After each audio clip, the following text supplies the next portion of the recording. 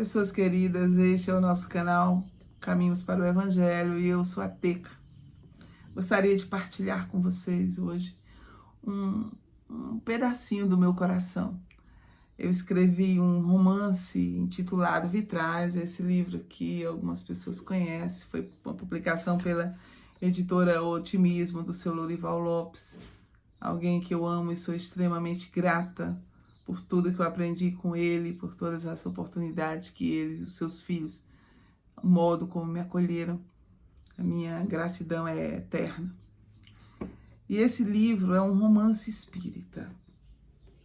É interessante porque aqui são 5 existências de um grupo de almas. Acredito que são fragmentos do tempo. Nós vamos misturando, talvez, lembranças de outras existências, reminiscências. Vamos criando e recriando, né, as nossas histórias pessoais. Uma coisa eu sei. A obra reflete a alma do autor. É ali que a gente trabalha dores, alegrias, medos, tristezas. É ali que a gente compartilha a nossa visão de mundo. Escrever é um exercício interessante de ver ali a própria alma espalhada em cada personagem, né? E esse livro, ele começa com um poema. O título do poema é Cântico. Sorri e canta, ó minha alma, sopra uma área rediviva. Transforma-te numa flauta viva em que a melodia do amor, solfejando com a brisa, reconforte toda dor. Deixa que em ti repouse o amante, da sua busca incessante na caminhada para a luz, e que as notas mais sublimes tragam o perdão que redime, cantando o amor de Jesus. Espera. Quando cumprires a tua missão singela, a verdade te faça bela, e a voz do amado ressoe em teu sentir. Agradece as lágrimas vertidas na noite escura. Chora, mas sem amargura, porque ele já vive em ti. Esse sentimento, né, da compreensão da necessidade, muitas vezes, da dor, como uma irmã amiga que vem nos arrancar do nosso próprio egoísmo e nos fazer perceber outros modos que a vida nos oferece para nos enriquecer com toda a sua grandeza. O sofrimento, as aflições têm esse papel. Quando Jesus diz bem-aventurados os aflitos, porque serão consolados, nós vamos aprendendo com a doutrina espírita que essas aflições são aquilo que nos arranca desse egoísmo profundo, dessa necessidade de sermos vistos constantemente e abrirmos o coração em direção a outras pessoas. E é interessante isso porque a tradição judaica diz que Deus ama o coração partido. Abre uma fresta do tamanho de um buraco, de uma agulha, e eu te inundarei com a minha luz. Eu adoro essa frase. E é quando a gente abre, né? Abre o coração. A aflição vem e nós estamos ali em aberto. Aliás, nós somos seres em abertos. Isso significa que nós somos, vamos dizer assim, prontos pela própria natureza para que nós mesmos nos moldemos.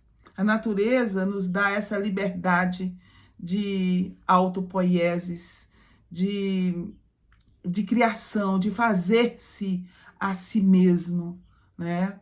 No Evangelho segundo o Espiritismo, no capítulo 6º, Cristo Consolador, nós vamos encontrar no item 6, o Espírito de verdade dizendo: estou convosco e o meu apóstolo vos instrui.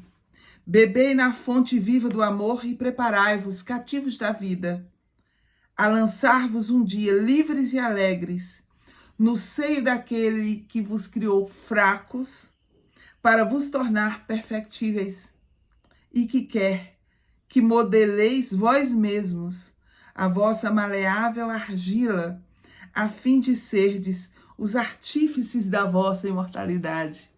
É o Espírito de verdade que nós sabemos ser o próprio Jesus, que vem nos trazer essa instrução. Aliás, esse texto é belíssimo, né? Todo o Evangelho segundo o Espiritismo é uma obra indiscutivelmente bela, é uma obra musical. De vez em quando a gente compõe um poema, uma música, um poema inspirado nesse Evangelho, porque é do início ao fim, como se coro realmente de vozes que nos amam e nos induzem ao bem, aqui estão reunidos. Aqui o Espírito de verdade também vai nos lembrar: o trabalho das vossas mãos vos fornece aos corpos o pão terrestre. Vossas almas, porém, não estão esquecidas. E eu, o jardineiro divino, as cultivo no silêncio dos vossos pensamentos. Por isso que nessas palavras, bem-aventurados os aflitos, porque serão consolados, quando as aflições chegam com toda a sua força, elas nos tiram desse castelo que nós construímos com as nossas ilusões e começa a treinar a nossa visão para que enxerguemos a verdade. E essa verdade se faz justamente assim. Quando ele diz aqui, aqui no poema nós dizemos, né? Agradece as lágrimas vertidas na noite escura, chora, mas sem amargura, porque ele, o Cristo, já vive em ti. Esse sentimento místico para algumas pessoas. Como é que eu posso sentir a presença de Deus? Às vezes a gente acha que sentir a presença de Deus é um privilégio de seres iluminados que passam como estrelas cadentes aqui no nosso mundo físico. Mas na medida em que nós vamos nos entregando, vamos dizer assim, a essa vontade divina, conscientes de que a vontade divina é o bem, a vontade de Deus é o amor sempre. A vontade de Deus é que nós sejamos livres. Aqui, como disse o próprio Espírito de verdade, nós somos livres para modelarmos o nosso próprio vaso, o nosso modo de ser. O que o Pai Celestial nos dota é dessa energia poderosa de criação e recriação, né, do nosso próprio ser.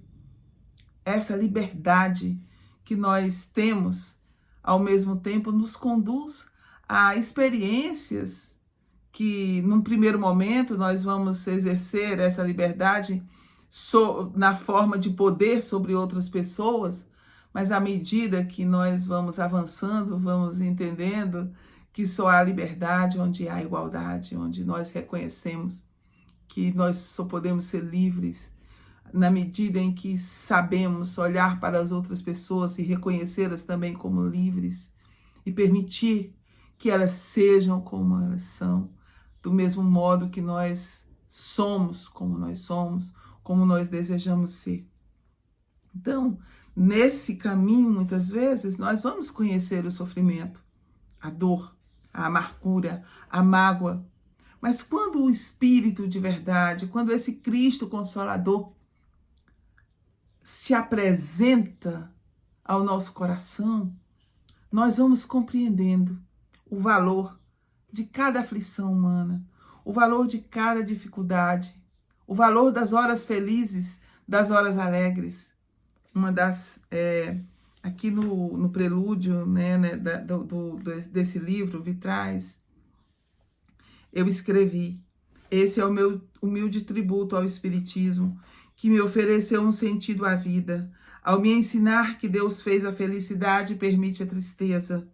Segundo a mensagem, bem-aventurados os que têm os olhos fechados, do Curadares, em o Evangelho segundo o Espiritismo.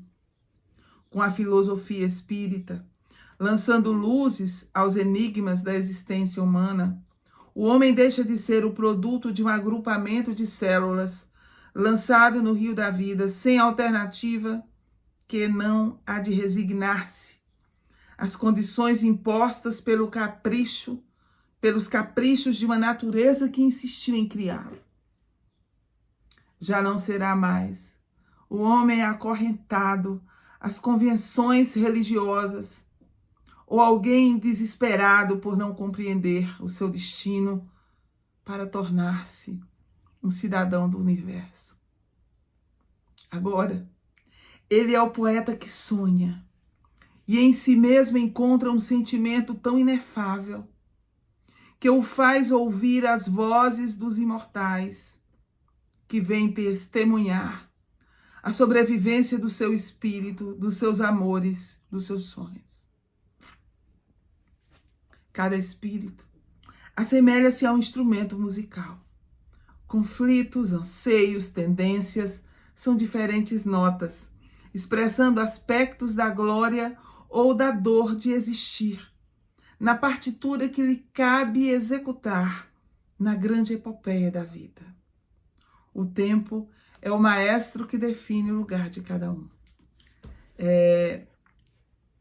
Quando nós sentimos, né, essa beleza da vida, essa beleza na nossa própria alma, nós conseguimos enxergar a beleza de cada alma que está ali caminhando conosco. Isso é o que a doutrina espírita nos ensina. Cada conflito, cada mágoa, cada traço da nossa personalidade, tudo isso vai compondo, né? Esse poema belíssimo que é a humanidade, é a vida. Mas nós temos os contrastes, nós temos as alegrias, as dores, os sofrimentos, as infelicidades, nós temos as descobertas, a criatividade, nós temos as forças poderosas que há em nossa alma, em nossa mente, que nos conduzem nesse processo de autorrealização. Mas muitas vezes nós nos reconhecemos frágeis. Mas o que nós sentimos quando nós nos voltamos, né, para esse pensamento com a espiritualidade? E falo particularmente da doutrina espírita, porque esse é o caminho que escolhi para orientar a minha vida. O pensamento dos espíritos superiores, materializados naturalmente na codificação espírita, nas obras complementares. Porque o espiritismo nos traz algo importantíssimo, que é nos provar essa realidade da vida após a existência terrestre. Então, por isso que eu escolhi esse caminho. Esse romance ele é interessante porque é um grupo de almas em 5 existências. Cada existência nossa, minhas queridas, meus queridos, é um intervalo no tempo, né?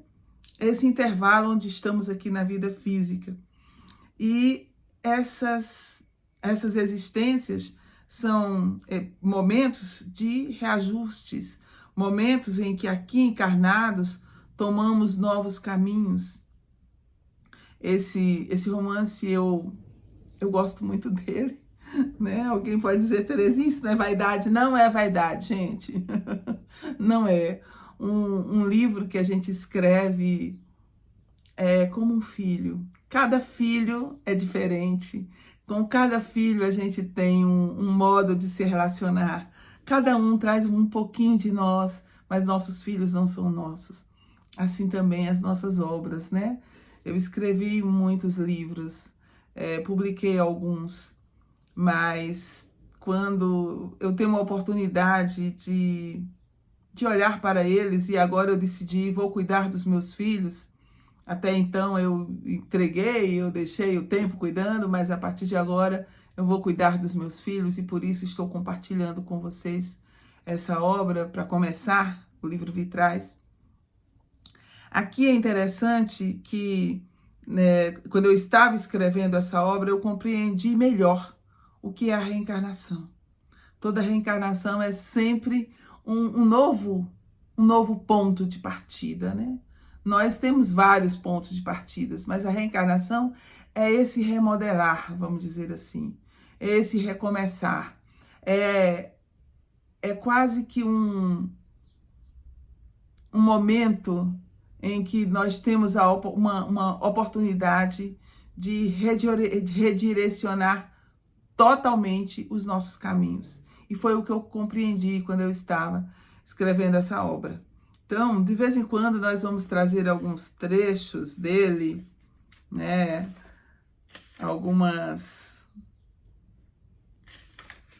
passagens para algumas frases que possam ilustrar esse sentimento de gratidão à doutrina espírita que eu sinto e que por isso eu escrevi esse livro. Muito bem, pessoas. Contar um pouquinho da história, eu vou contar, sim, num outro dia. São cinco existências de um grupo de almas. Aqui vocês vão encontrar os conflitos, naturalmente, daqueles que desejam seguir o Cristo. Foi nessa obra que eu tive a oportunidade de fechar os meus sentimentos em relação à política. Foi nessa obra que, quando eu estava escrevendo algumas cenas, eu chorei muito, tive emoções belíssimas. Ainda não existia internet nessa época, pelo menos acessível a mim, né? Que eu pudesse fazer alguma pesquisa. Então, ele foi um livro totalmente intuitivo, totalmente intuitivo. Muitas vezes o meu marido chegava, eu pedia ele para me abraçar enquanto eu estava escrevendo, porque eu chorava muito. Há muitos sentimentos bonitos nele. Uma vez uma colega de trabalho leu esse livro e me perguntou se eu tinha escrito ele sozinha. E eu falei que, assim, do ponto de vista humano, eu estava ali sozinha diante do computador. Mas nenhum trabalho que a gente faz sozinho, porque nós nos devemos uns aos outros, né? Nós não nos pertencemos apenas a nós mesmos. Então, tudo de belo que há na nossa alma tem a contribuição de alguém também, né? Então, a gente também precisa entender. E ela disse para mim: Terezinha, eu só tenho uma palavra para definir esse livro: delicadeza. Eu estou encantada com o livro. Isso, desculpa compartilhar. Eu até nem sei se eu devia falar dessa forma, mas não importa. Já falei.